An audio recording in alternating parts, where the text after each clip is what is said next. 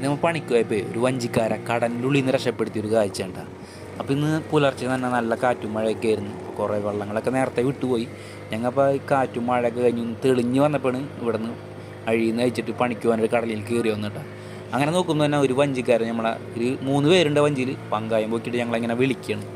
അപ്പോൾ എനിക്ക് മനസ്സിലായി പങ്കായം പോക്കിയപ്പോൾ ഒരു എന്ത് എഞ്ചിൻ കംപ്ലൈൻ്റ് ആയിട്ട് കിടക്കണമെന്ന് ചോദിച്ചു. അപ്പോൾ അങ്ങനെ അവരത് ഓടി ചെന്നപ്പോൾ അവരെ വഞ്ചിയിൽ ആകെ ഒരു എഞ്ചിനുള്ളൂ, അതാണ് കംപ്ലൈൻ്റ് ആയിരിക്കുന്നത്.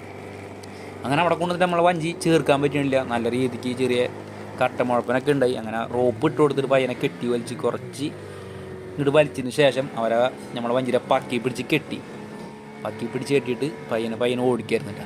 കൂടുതലെന്ന് വെച്ചാൽ 2 എഞ്ചിനൊക്കെ ഉണ്ടെങ്കിൽ നമുക്ക് ഒരു എഞ്ചിൻ കംപ്ലൈൻ്റ് ആയി കഴിഞ്ഞാൽ ഒരു എഞ്ചിത്തിൽ ഓടി വരായിരുന്നു. പക്ഷേ ഇത് ആകെ ഒരു എഞ്ചിനുള്ളൂ, ആ എഞ്ചിനാണ് കംപ്ലൈൻ്റ് ആയത്. അങ്ങനെ ഒരു പയ്യനെ കെട്ടിയമ്മ ഈ പയ്യനെ ഓടിച്ച് ചെറിയ ആറ്റിൽ നല്ല വെള്ളത്തിൻ്റെ ഇറക്കം കാരണം ചെറിയ കുഴുപ്പനൊക്കെ ഉണ്ടായി. ഇതൊക്കെ ഇപ്പോൾ ആർക്കാരും സംഭവിക്കുന്ന സംഭവം.